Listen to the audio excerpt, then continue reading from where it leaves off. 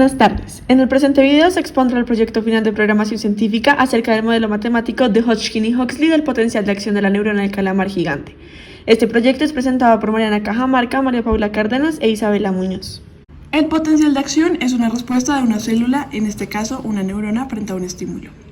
En la primera fase, la neurona mantiene un potencial de reposo debido al gradiente de concentración de iones extra e intracelulares.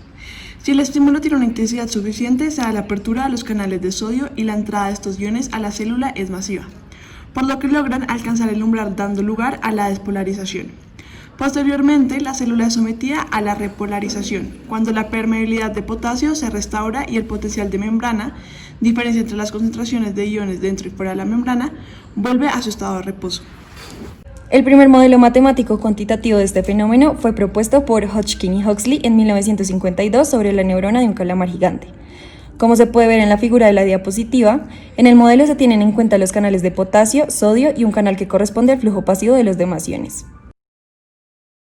En primer lugar, se importaron las librerías necesarias.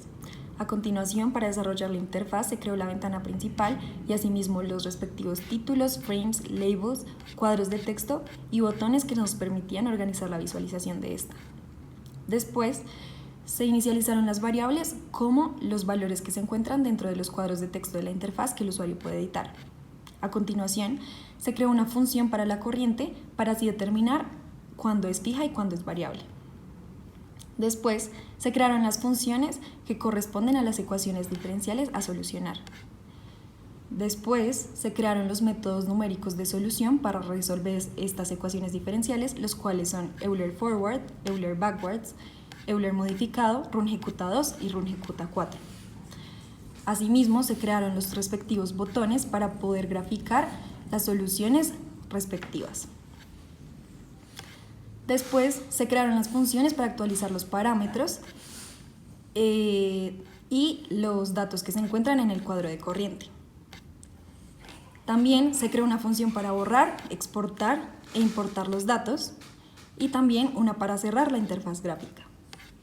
Finalmente, se hizo el código necesario para poder visualizar la gráfica dentro de la interfaz y por último, se hizo una línea de código que nos permite hacer un bucle infinito. Para observar los resultados mediante el código realizado y evaluar su funcionamiento, se procede a interactuar con la interfaz.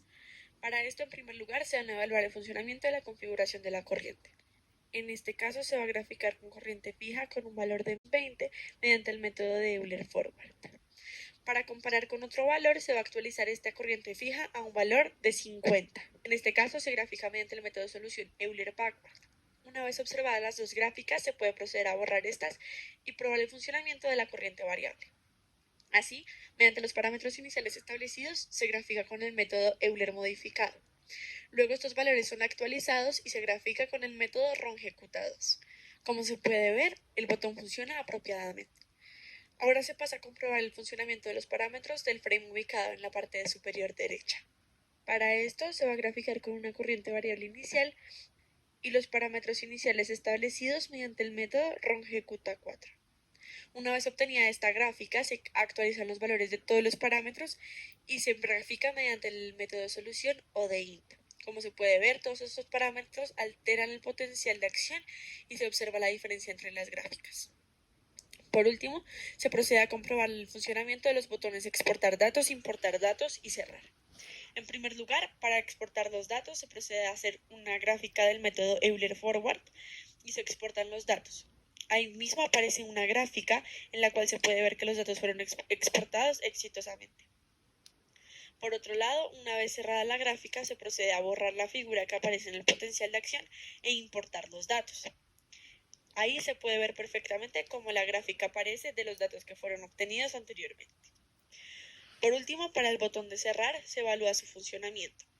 Ahí se hace una pregunta en la cual si responde no, retorna la aplicación y si responde sí, es sacado de la aplicación. Al realizar el proyecto se presentaron algunas dificultades, entre estas hacer funcionar correctamente los botones de actualizar, debido a que no comprendíamos muy bien cómo conectar los nuevos valores que ingresa el usuario en la caja del texto de la interfaz con las funciones numéricas del código. Por tal motivo, aunque se cambiaran los parámetros, la gráfica se mantenía igual.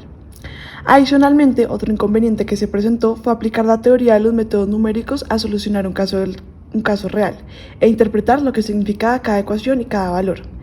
Finalmente, un aspecto a mejorar sería incluir en la interfaz un rango de valores sobre el cual se sugieren variar los parámetros para obtener una gráfica acorde con la teoría de un potencial de acción.